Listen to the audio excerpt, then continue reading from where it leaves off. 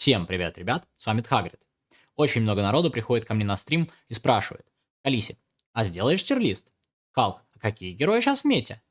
Ребята, поймите простую вещь. Мета — это оптимальные герои и композиции в условиях идеального или близкого к идеальному исполнения.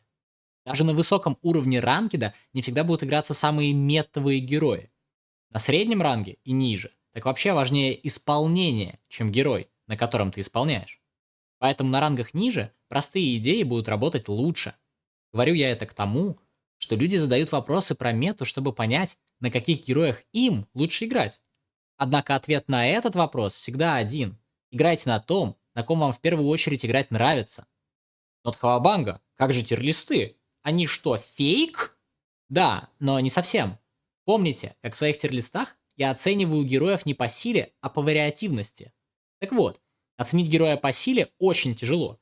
В некоторых ситуациях даже самые нишевые герои могут оказаться лучшими в слоте. Ситуации эти зависят от карты, ранга, композиции оппонента и героев союзника. Однако есть герои, которые будут подходить только под редкие ситуации, а будут те, которые подходят чаще. Более того, есть механически уникальные герои, например, хомяк. Даже если этот персонаж будет силен в текущей версии игры, хорошо исполнить на нем без наигранности вряд ли получится. И что от хамелеон? Ты не будешь делать тирлисты? Плак-плак. Нет, я буду их делать, как я делал и раньше. Например, после обновления середины патча я планирую сделать такое видео. Они собирают хорошие просмотры. Но я не хочу, чтобы вы смотрели такие видео, только чтобы зайти в Дискорд к друзьям и сказать: «Харибо сказал Эш в мете, все идем играть на Эш». Я хочу, чтобы вы понимали, почему герой универсален, в каких ситуациях он силен и чем его можно заменить. На любом ранге есть линия, до которой при хорошем исполнении любой герой будет полезен. Чем ниже ранг, тем сильнее размыта эта линия, доходя до моментов, когда любой герой при хорошем исполнении будет выигрывать. Спасибо, что выслушали накипевшее. А теперь немного полезной информации. В этот раз я не выдам вам полный тирлист, а предложу вашему вниманию 3 героя на каждой роли. Эти 3 героя подойдут игрокам на любом ранге, их идеи довольно просты и освоить этих героев не так трудно. Одним словом, они наиболее универсальны в этой версии игры. Начнем с секции урон. Здесь я предлагаю вашему вниманию Соджорн. Герой был усилен в прошлом патче и получил еще больше силы с приходом перков. На нее нету плохих талантов, все 4 имеют место быть. Хотя, последнюю неделю лучшие игроки предпочитают брать усиленный лимит заряда в ульте. Гранату-липучку берут против Мауги, в остальном чаще берут 2 рывка. Саджа — самый универсальный мейн ДПС в этом патче. Герои, с которыми она соревнуется — Эш, Ханза, Виду, Кэс, Солдат и Эко — хоть и имеют сильные стороны, значительно более чувствительны к окружающей их обстановке. Канатка не только страшна на дистанции, но и может быстро сокращать ее, или наоборот, выезжать из драки. Помимо преимущества в мобильности, Саджа не проигрывает другим похожим героям и в угрозе убийства. Она может одновременно угрожать и тонким персонажам своей рельсой, и танкам, дополнительным гарантированным уроном своего спрея. Второй герой, которого я рекомендую, это Трейсер. Да, этот герой не так прост в исполнении и требует некоторого умения, но уникальных механик на ней не так много. У нее простое оружие, несложные в управлении способности. Трейсер всегда была и остается самым универсальным героем в игре. Создание угроз из позиций, недоступных другим персонажам. Быстрая смена фокуса и позиции. Контроль пространства и отвлечение оппонента. Все это сильные стороны этой юркой британки. Как только вы научитесь использовать мобильность для того, чтобы избегать плохих драк и вступать в хороший и в правильный момент, вы поймете, что этот герой будет сильным вне зависимости от патча. Речь идет, конечно, о ранкеде. В про-игре есть меты, в которых Трейсер далеко не самая лучшая в слоте. Над третьим героем я долго думал. Предложить ли вам Фару, которая получила невероятно сильные перки, или, может быть, Генджи с неплохими перками и в общем сильного в текущих реалиях. Оба героя хороши с Аджой, но оба специалисты, к тому же сложны в исполнении.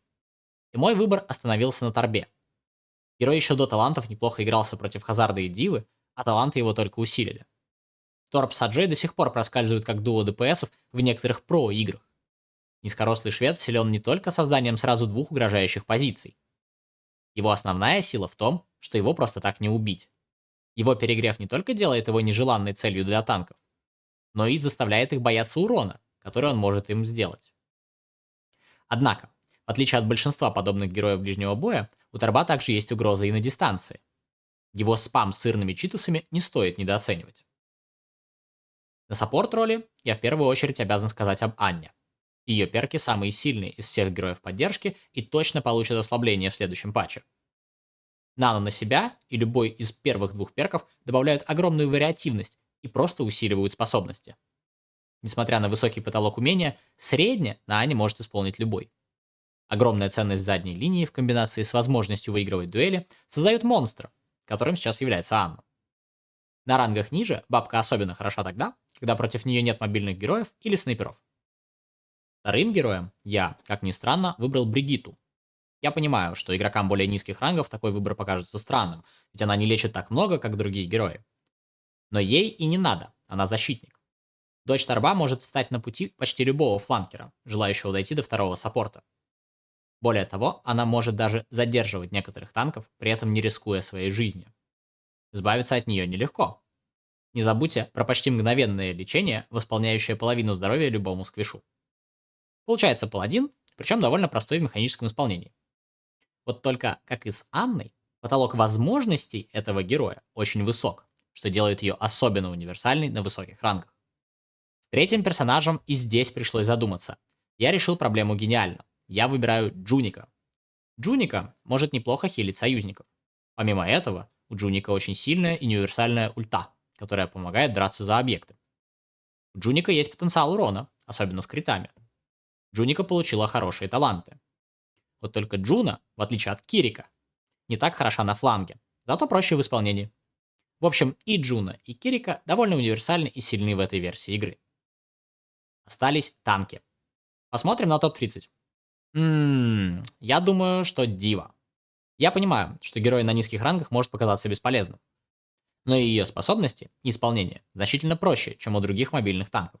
Например, того же Хомяка. Ее возможность влетать и убивать не сравнится ни с кем на танк-роли. Помимо этого, она не так сильно страдает от убийц танков из-за мобильности и неуязвимости с помощью матрицы. Таланты у нее посредственные, но ей это не мешает. Она хороша против всех сильных в этом патче ДПСов и большинства саппортов и танков. Дива – выбор чемпионов. Второй невероятно сильный универсальный танк – это Раматра. Раматра получил ужасно сильные таланты. На танк-роли таланты сильнее разве что у Винстона, даже у Квины и Зари не такие сильные перки. Дополнительный урон от левого клика и от замедления раскрывают героя как неостановимого терминатора. Несерьезно, еще никогда у этого героя не было столько потенциала к убийству, как сейчас. Помимо этого, на высоком уровне он считается одним из самых простых танков, возможно, даже самым простым в игре. В общем, если вам не нужна мобильность, Раматра – отличный вариант. Главное, не отдавайте способности просто так. Итак, последний герой. Остаться в живых. Необитаемый остров. Никто лучше не выживет в таких условиях, чем Макака. Наверное, подумали вы. Вот только Винстон явно не ожидал выскакивающего из кустов огромного Маугу с двумя пулеметами и сердцами. Мауга крайне прост в освоении. Единственное, что нужно уметь, не получать лишний урон. Единственное, что нужно знать, когда включать левый пулемет, когда правый, а когда оба. Все перки на Маугу нашли применение как в про-игре, так и в ранкеде. Да, герою неприятно находиться на карте против Саджи. Зато приятно против хомяков, Эш, Мойр и других нишевых персонажей. Ну и перед тем, как закончить, я хочу подвести небольшой итог. Тир-листы продолжат появляться на канале. Но, пожалуйста, не выбирайте героев, основываясь только на конечной картинке. Ровно как и с героями, приведенными в этом видео, подумайте, понимаете ли вы персонажа, хорошо ли вы сможете на нем исполнить, или ваш любимый бастион вам ближе. Overwatch, на мой взгляд, находится в довольно здоровом состоянии. Все герои по-своему сильны, и многие универсальны. Но смена персонажей по ходу игры до сих пор остается ключевой механикой, даже после введения перков. Используйте эти знания и другие знания, полученные на моем или других каналах, для своей выгоды. Как обычно, спасибо большое моим подписчикам на Бусти за поддержку. Благодаря вам я продолжаю делать видео для всех, кому они интересны. Сегодня, 9 марта, в 9 часов вечера, приходите на финал европейского ОВСС. На моем Twitch-канале мы узнаем, кто станет лучшей командой в Европе и какие два коллектива представят регион на апрельском турнире в Китае. Спасибо за просмотр, всем хорошего дня и пока.